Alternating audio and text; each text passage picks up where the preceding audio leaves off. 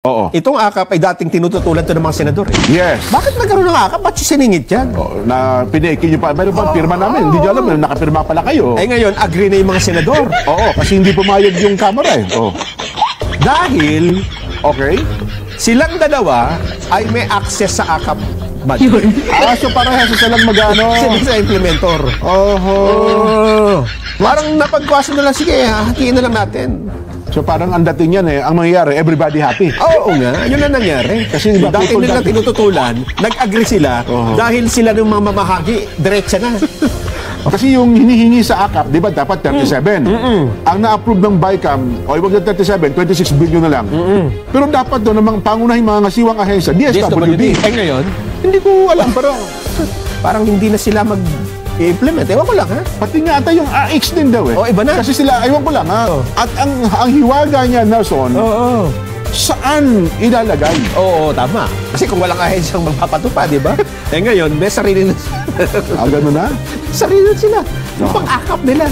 Dapat So, gusto nilang akapin. Sino bang chairman na? Ang sa Senado, Senator Grace po.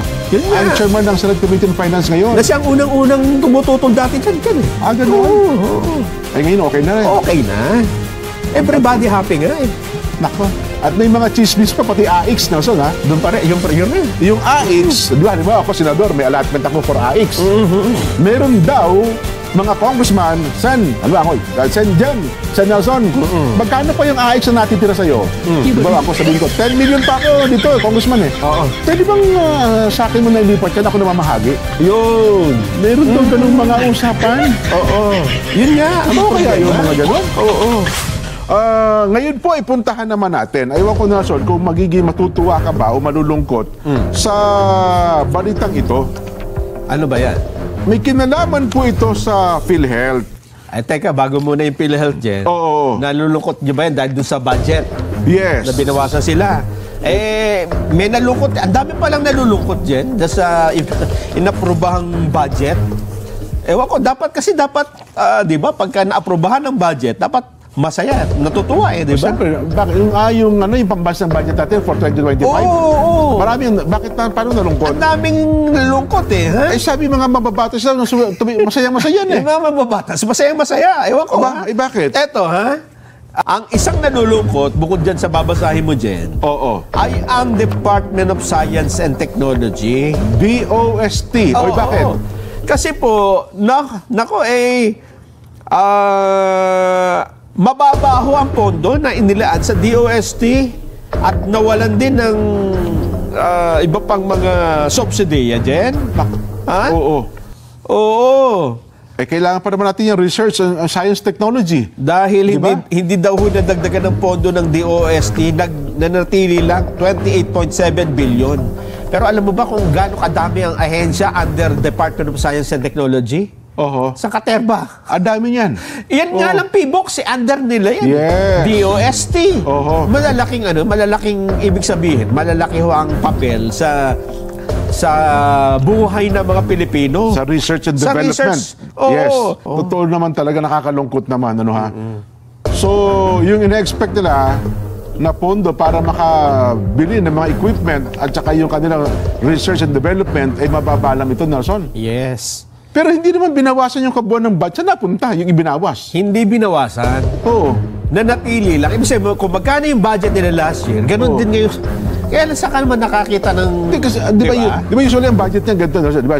Kabuuan, 5.632. Hindi na babawasan sa kabuuan yan eh. Yes. Ang isang departamento, binabawasan ng hiningin pondo, pero may paglalagyan iba. Pero ang kabuuan nun, ganun pa rin. Hindi babaguhin. So ang tanong doon, kung hindi ibinigay yung hinihinging budget ngayon, saan napunta? Saan inilaan? Ayun nga. Yun nga yung malaking katanungan. Kasi nandun na yan eh. Naka-earn marks sa kanila yan eh. Palagay ko, mapupunta na naman dyan sa mga ad program. Hindi, ang unprogram, balita ko, mga almost 500 billion eh. Ang laki. Unprogram funds, Talaga naman. Hindi ba, Jen? Talaga naman, nakakalungkot. Hindi, ako talaga, doon sa DOST, yan ang dapat na pinaglalaanan ng pondo. Diba? Bakit kayo nagkagaano yan? Ano yan? Sa BICAM nangyari? BICAM ito, BICAM. Ganon? Bakit bakit sila pumayag at nagkasundo? Kasi kung Bicameral Conference Committee, hindi naman nila iiwanan yan ng ganun-ganun lang kung hindi nila napagkasundoan. Malungkot pala kayo, bakit sila pumayag? Oo. Diba? Ano ang nanaig? Nako. Yun nga. At saan inilaan yung pondo na yun? Saan inilagay? Isa pa, Nelson, ito totoo. Tingnan natin sa ating mga kababayan. Ang isa ring malungkot, ang balita ko, si DepEd Secretary Sani Angara. Si Secretary Sani Angara ay dati pong head ng Finance Committee ng Department ng Senate. Alam niya yung budgeting At wala pa raw sa kasaysayan ng paglalaan ng pondo na yung DepEd ay mababa at mas mataas ang DPWH.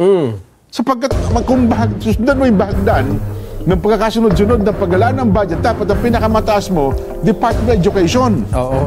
Pero ngayon daw, alam mo ba kung gaano binawas sa kanila? Magkano? 12 to 13 billion pesos. Wow! Ang ibinawas sa kanila. Sa DepEd? Sa DepEd. Grabe. Kaya sabi niya, first time ito nangyari. Oo.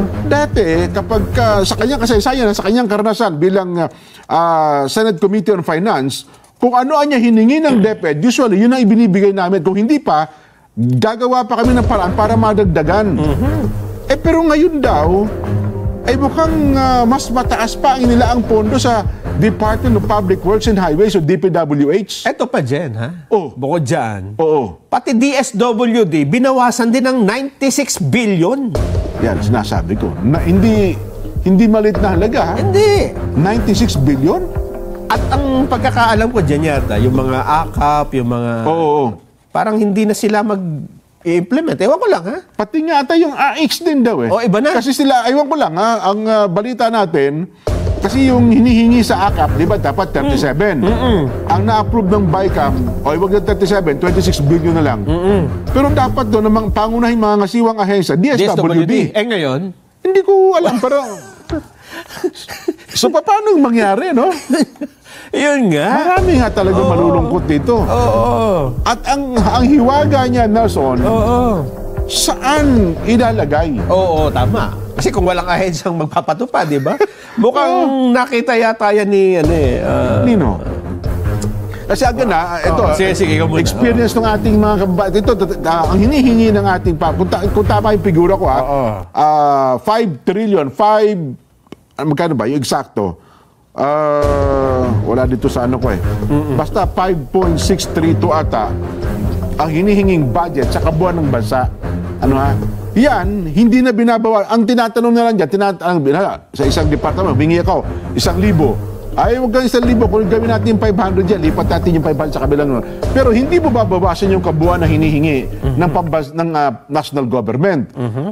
Mananatili po yun. Ang gagawin lang, ililipat kung saan nila ilalaan. Ngayon, nananatili po yung pambansang budget at binawasan ng mga ahensya batay sa kanilang hinihingi, saan nila itatransfer ang pondo? Yun nga. Naku, malaking paliwanagan ito. Siguro sa isang araw, makausap natin ang ating DBM Secretary. So ito ay DSWD, DepEd, OBP, DOST. Ayan, meron pang nakakalungkot na binawasan? Hindi, wala akong yun lang ang ilan sa mga narinig ko Hindi ko lang alam nga again kung ano-ano pang mga ahensya ng pamahalaan, kung ano nang binawasan, saan ililipat. Kasi ang balita ko, DPWH ang namuningi ng husto. At alam mo naman, kapag sa DPWH napunta ang pondo, sino ang... again, alamin po natin. Kasi ang final niya, Nelson, sa December 20 daw, bago matapos ang taong ito, ay baka pirmahan na ito ng Pangulong Bongbong Marcos. Eto, Jen, yung Diyan AKAP. magpapaliwanagan. Ito palang AKAP, di ba wala siya sa DSWD? Oo. AKAP program. Oo. Itong AKAP ay dating tinututulan to ng mga senador. Yes. Bakit nagkaroon ng AKAP? Ba't siningit yan? Na pinaikin nyo pa. Meron bang pirma namin? Hindi nyo alam. Nakapirma pala kayo. Ngayon, agree na yung mga senador. Oo, kasi hindi pumayag yung Kamara eh. Dahil, silang dalawa ay may access sa AKAP budget. So parehas sa lang magano. Sila sa implementor. Ano to? Bago mag-election, i-implement o after elections? Hindi natin alam. Kaya nga, di ba? Nako. At may mga chismis pa, pati AX, Nelson, ha? Doon pa rin, yun rin. Yung AX, di ba ako, senador, may allotment ako for AX. Meron daw mga congressman, Sen, ano ba ako, Sen Jen, Sen Nelson, magkano pa yung AX na natitira sa'yo? Di ba ako sabihin ko, 10 million pa ako dito, congressman eh. Oo. Pwede bang sa akin mo na ilipat yan, ako namamahagi? Yun. Meron daw ganung mga usapan? Oo. Yun nga. Ang Ano kaya yung problema. mga ganon? Oo. At ang iba naman daw ay, sige, ikaw na ang bahala sa implementation. Ang kagandahan dyan, Nelson, kasi di ba mag-eleksyon.